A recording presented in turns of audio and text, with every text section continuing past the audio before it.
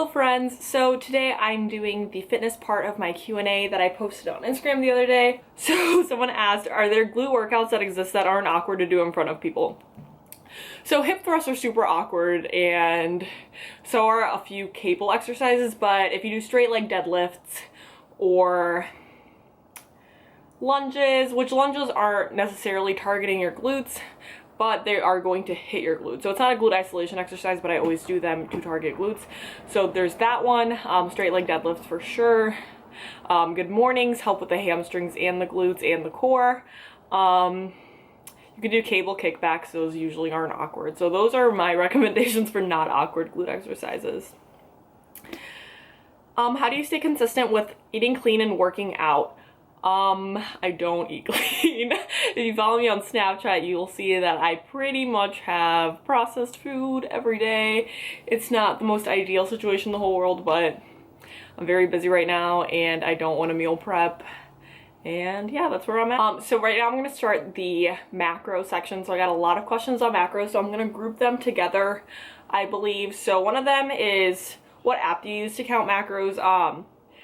If you don't know, I kind of loosely track, kind of not really. For the last week or so, I really haven't felt like it. I go through phases where I really like it, and then I start hating it, and I just do whatever. So right now I'm in the whatever phase, but totally dodged the question. It is MyFitnessPal. So it has the largest database of any app that you are going to find. So definitely that. So if you're considering tracking macros, is the iifym.com calculator accurate? If not, how would you suggest calculating macros for fat loss? So that calculator is basically, it's an equation. So all macro calculators are just that. They're calculators. They're plugging in your personal information into a standardized calculation that works for a lot of people. So the If It's Your Macro calculator might, it usually presets different things. So for example, with the protein. So if you click your protein, you can do 0.6 grams per pound, 0.7 grams per pound, 0.8, 0.9, 1, or you can customize it. So it's the same thing with fat. You can pick which ratio of, or which percentage of your calories you want to come from fat. So it's usually going to set the protein high and the fat low and the carbs usually low. So I do toy around with the If It's Your Macros calculator, especially for clients, but I customize it. So depending on who you are and what you're doing, chances are you're probably not going to need 2 grams of protein per pound of body weight. So the RDA recommended protein consumption that they're going to teach you if you're going to be a dietitian or nutritionist or anything, is if you are a sedentary person. And if you're watching my vlogs, you're probably not super sedentary, but it is 0.8 grams per kilogram of body weight, not per pound. So if you are an active individual, they recommend 1.2 to 1.8 grams per kilogram of body weight. So you have to figure out your kilograms first, but that's usually going to lowball it. A lot of people overconsume protein. If you are a female who's 5'2" and weighs 110 pounds, you probably don't need to be consuming 180 grams of protein. But, so you need to be rational about it, and overall I think it's a pretty good calculator. It might give you a little bit more protein, a little bit less carbs, so you can always adjust that. But for the most part, I do think it is a somewhat accurate calculator if you are trying to lose fat or to put on muscle. And so there's a question here about cutting and bulking and how do you go about that. So with the cutting, again, with the If It's Your Macro calculator, it's going to give you different options to choose. So if you want to maintain weight, you're gonna be eating what your TDEE is. So that's basically your basal metabolic rate plus your activity level throughout the day. So whether you're going to the gym, if you have an active job, or if you just sit at a desk all day. So it's going to take that into consideration.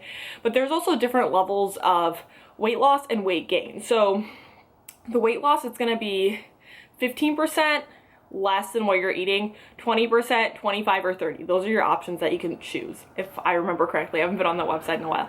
But for the most part, you're not going to want to do an intensive cut. So that's going to be 25% less than what you're eating, which is a large chunk.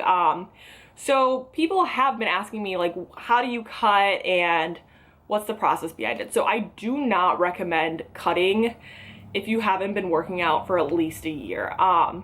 I say that because you need to establish a base of like a muscular base before you do anything, because if you've never worked out in your life and you just go and cut, you're not really cutting anything, you're just dieting. And the whole point of a cut is so that you can cut fat and see muscle. So a lot of people do cuts before photo shoots or before they compete.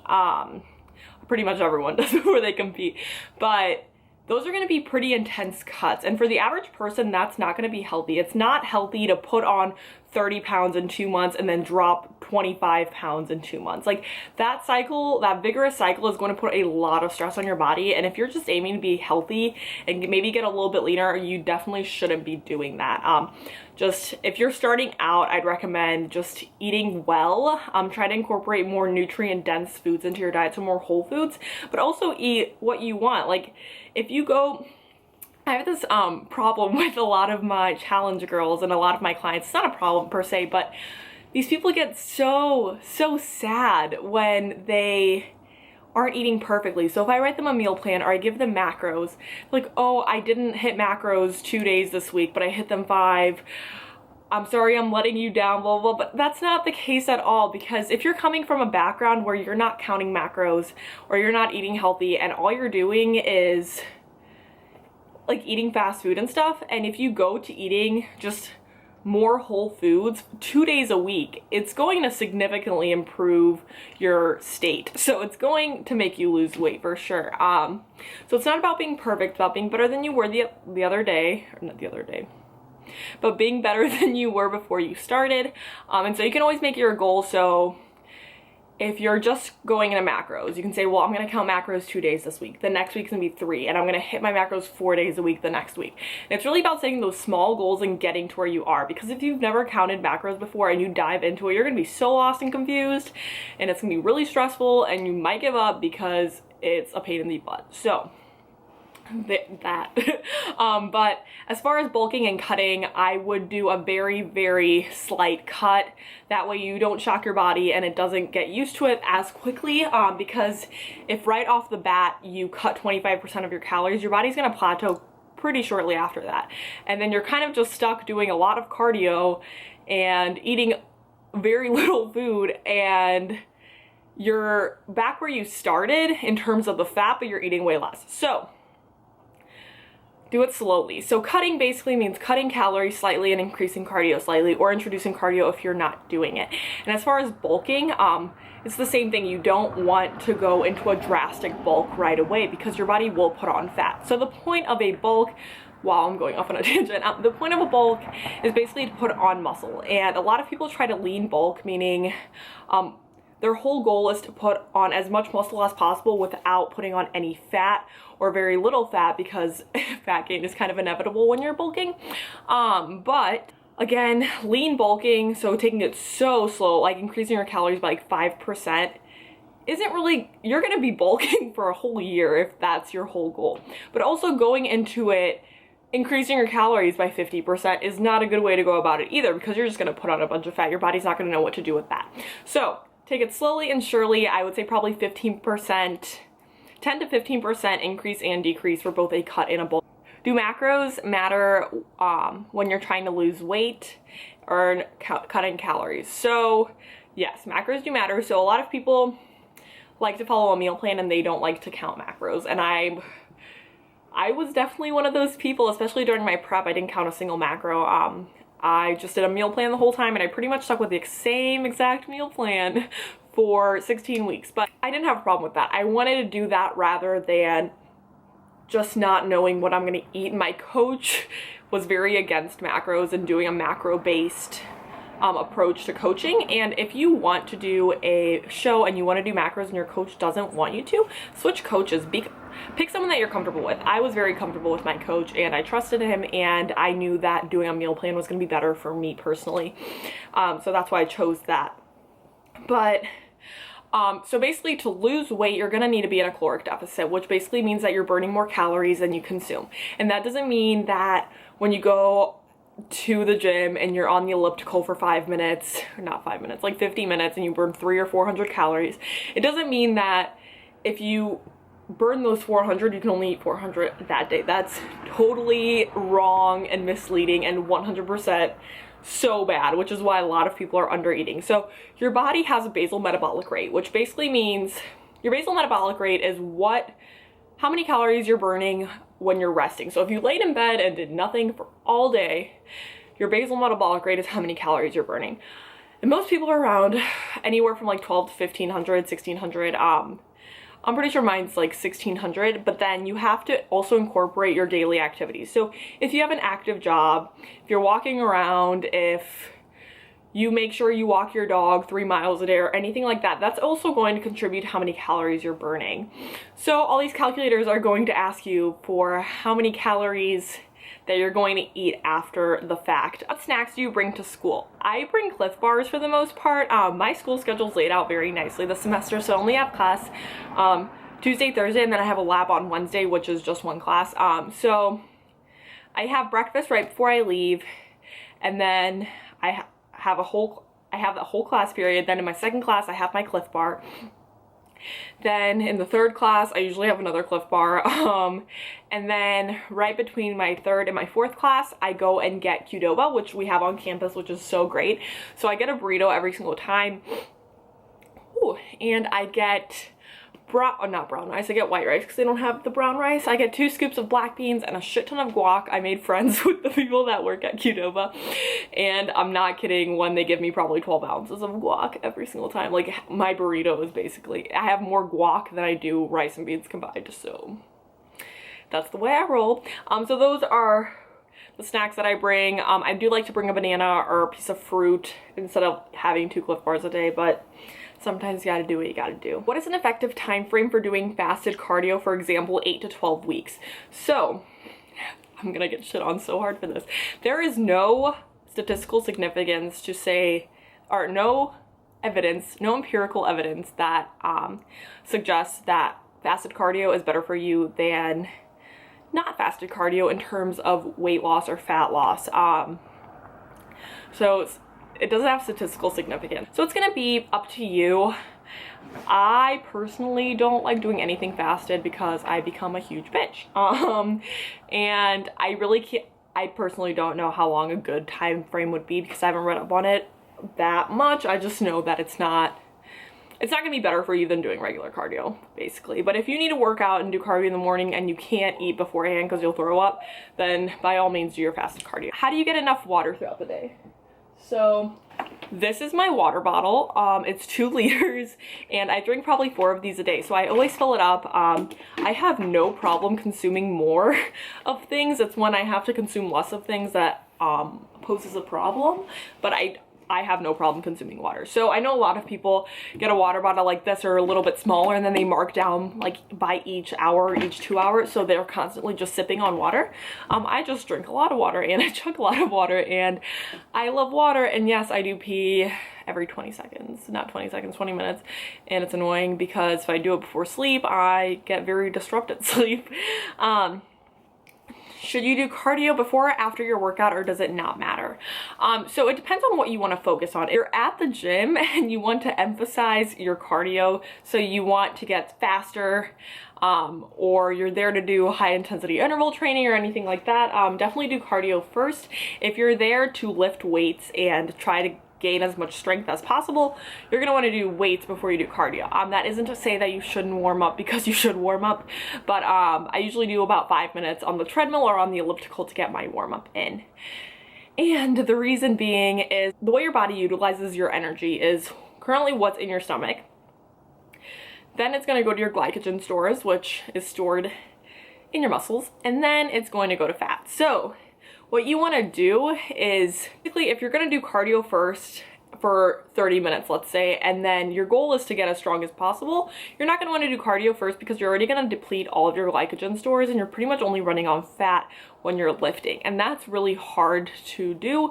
So you're going to want to do your cardio first, or just kidding, you're going to want to lift first and then do your cardio afterwards. I personally find it easier to push through cardio when I'm depleted rather than push through weightlifting when I'm depleted, because then I just feel weak and it's not fun.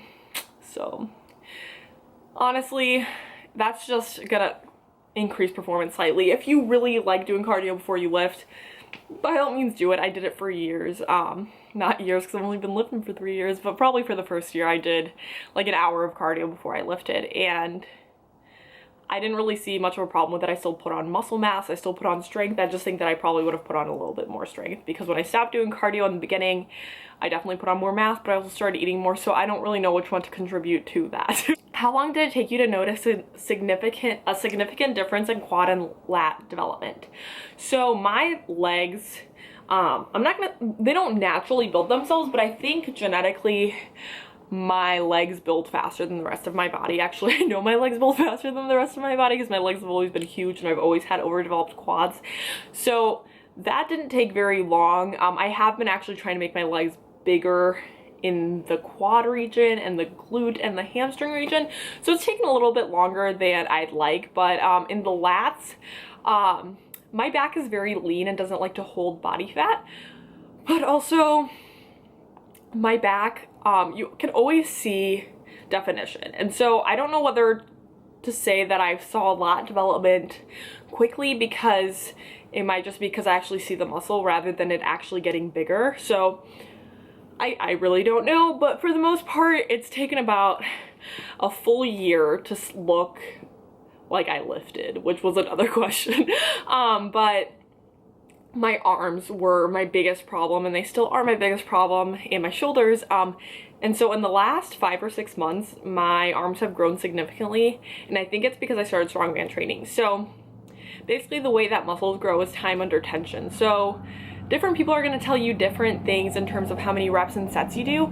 So if someone tells you to do 20 sets or 20 reps of something because it's going to grow your muscle and you speed through them, you might as well have done 5 slow ones. Basically, what you're looking for is time under tension. So as long as you're slow and controlled, that's going to give you muscle growth. And so with strongman, a lot of it is time under tension because tension is so strong because of the weight that's being used. It's a lot of weight. So when you're going in for presses or you're going for squats for 3 sets of 8, I'm doing 3 sets of 8 for something that I could barely do 2 squats with, like the weight wise. And so increasing that endurance with the high weight definitely helped, in my opinion, to grow muscle. If you do high intensity and long workouts for a long period of time, example skiing, I mean, they didn't say long period of time, but they meant like for a chunk of time, for like a week or 2, and you go back to working out, will you yo-yo in weight and progress? So every time I go skiing, I take a deload week when I come home, because if you think about it, skiing is a very intense sport and it's very taxing on your body. I personally am not the best skier in the whole world. I mean, I can go down blacks difficultly, but I go down blues without a problem. But if you're skiing for 4 or 5 hours of the day, granted a lot of that time is going to be spent on the ski lift, but a lot of the time you're literally contracting your muscles at all time trying to get down the mountain without falling. So that's going to be really taxing on your body, and your body needs rest after that. So especially if it's not something that you're used to. Like for example, with me, if I go out to Colorado, I go out there a couple times a year. I'm not skiing for more than 2 weeks a season, or 2 weeks a season. And so for me, that my body's not used to that style of training. And so when I get back, I am dead. My legs are shot, I'm just tired and I need to sleep. And so I do recommend taking a deload week, because I did go back to training mistakenly the first time in my adult, so I used to go skiing all the time when I was younger, but the first time I went back to Colorado being an adult, I went back and I tried to squat that day, and my weight that I used was significantly lower than previously, and I don't really weigh myself, so I can't tell you if my weight was yo-yoing. What's your favorite mock meat brand and your favorite St. Louis restaurants? That's not Lulu's. So mock meat, I really like Gardein. It's a great tasting meat, or not meat, obviously, mock meat, and they have so many different things that you can choose from. They have mock beef, mock chicken, mock pork, mock fish, and they just have a bunch of stuff, and there's a lot to choose from if you don't like one certain thing. So I do like that. I really like Upton's. Blake buys it a lot and I eat it a lot. And also Field Roast, I believe, is the other brand that's really good. Beyond Meat is good as well. It comes in chicken strips, but I like the fact that Gardein's breaded. So if I do ever need to prep again, I'm sure I'll use Beyond Meat chicken. That's not breaded, but I am still, and I'm not prepping, so there's no point. And then my favorite St. Louis vegan restaurants, that's not Lulu's. So there's one right next to Lulu's. Sorry, this is like a St. Louis thing. It's called Treehouse. It's a vegetarian restaurant, but every single item on the menu can be made vegan with the exception of like a frittata. But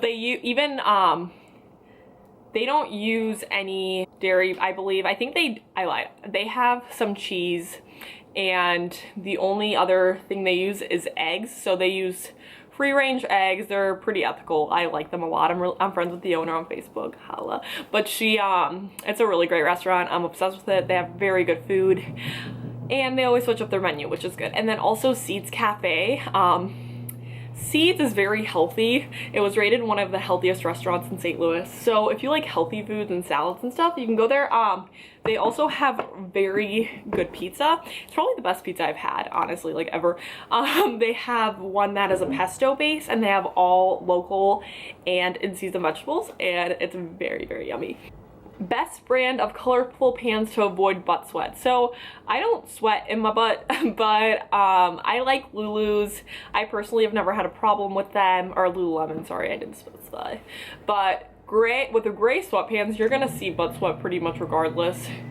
But I think with other colors, you won't. I personally don't know. I don't really sweat a lot, which I also get asked a lot, like, how do I wear glasses when I work out? Because, like, oh, mine always slides down my face, but my face doesn't really sweat, so I don't know what to tell you. How did you learn all you needed to know about fitness and nutrition? So I don't know as much as I'd like to know. I think that you always have to be learning more, and I got certified through ACE, which is American Council on Exercise. I got both my certifications from there, and what they require is that every other year, so every 2 years, you get recertified, but not recertified in nutrition, or not recertified per se in personal training, but you need to do continuing education. So you need to get more certifications essentially. So I know Blake just redid his, so he got Pilates mat certified, Bosu ball certified, group fitness, mat training certified, pre and postnatal certified.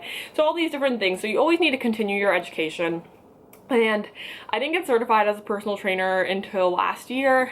It's almost been a full year actually. February 2nd, I believe, is when I took it and I passed it, which is really exciting. But I studied a lot with my personal training book. It's like this thick, and I had different apps to help me study for it. But before that, I also took a lot of biology and chemistry courses because I was pre-med for a while. And I also took a lot of nutrition courses at my school because I planned on majoring in nutrition and dietetics. The reason I didn't is because one of my professors, I just really didn't like her. So took exercise physiology because I am a biology minor. So I've taken a lot of biology courses. And yeah, and I've also done a lot of research on my own and picking other people's brains and watching different YouTube videos from people that actually do know a lot. Well, my camera just turned off on me, so that's not fun. What was the turning point for you to push forward and change and recovery in terms of your eating disorder? So, why I decided that I wanted to recover. So I wanted to for a really long time, and I always thought that I could do it by myself, but it kept getting worse and worse every single time. And so basically I sucked it up, and I was just like, if I want to get better and if I don't want to die from this eating disorder, I'm gonna need to get professional help. So I went into the counselor's office at my university, and I saw 3 different psychiatrists, and no, I saw 2 different psychiatrists, 1 therapist, and then my mom found out and she referred me to her therapist, so I went there. She's the one that ultimately helped me, and I'm forever grateful. How did you train for your Strongman competitions? Is there a training guide to follow for someone wanting to start? So how I started Strongman was Blake actually got a Strongman program from startingstrongman.com. They have a free program that you can download, and so we were both interested in switching up our training routine, and we had that. And so we were looking at different CrossFit gyms in the area because we wanted something with Strongman equipment, because this called for yokes and for logs and for kegs and for stones and all these different things. And so we obviously didn't have it, and most conventional gyms don't have it. So we were looking at CrossFit gyms, and we were like, we are not gonna pay $200 a month to train. Like, there's just no way. And so we found a Strongman gym that's like 5 minutes from my house, and we couldn't find the prices online. So it's called JD's Gym. I'm there all the time. And so I was talking to my brother. I was like, oh, Blake and I want to do Strongman and start training at this place, but we don't know how much it costs because they don't have the price online. He was like, oh, I've been there, it's $20 a month. And I was like, wait, are you serious? F yeah. So that day we went and we signed up, and we've been there ever since. And the people that run it are Strongman competitors. One of them is the Missouri representative for United States Strongman, that organization. So, and he's been competing in Strongman for years, so he was there to help us, and it's great. And then I actually have 2 national champions that go to my gym as well that won their class at nationals for Strongman, and they're very helpful, and training with them is very fun and very motivating. Actually, when I hit 300, I think the reason I hit 300 because one of them was yelling at me, and I was like, oh my god, yes. And so it's very nice to have someone that knows so much there to help you. I would definitely recommend finding a place with someone who knows how to do Strongman in different forms and stuff, because form is going to be really, really, really important, especially if you're planning on doing stones.